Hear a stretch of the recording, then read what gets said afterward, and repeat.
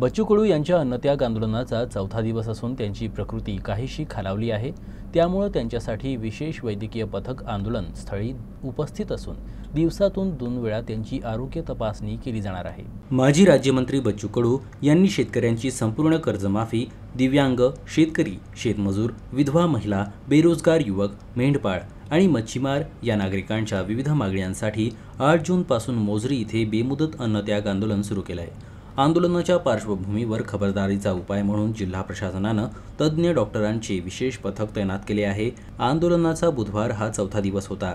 जिल्हाधिकारी कार्यालयानं या आंदोलनाची दखल घेत जिल्हा शल्यचिकित्सक आणि वैद्यकीय अधीक्षक, विभागीय संदर्भ सेवा रुग्णालय, सुपर स्पेशालिटी हॉस्पिटल यांच्या पथकाला आंदोलक बच्चू कडू आणि इतरांच्या आरोग्याची तपासणी करण्याचे निर्देश दिले आहेत।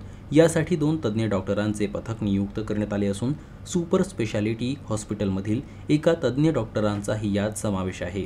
हे पथक दिवसातून 2 वेळा आंदोलकांच्या आरोग्याची तपासणी करेल आणि आवश्यक उपाययोजना करून त्याचा अहवाल दररोज 2 वेळा सादर करेल, अशी माहिती जिल्हा प्रशासनानं दिली।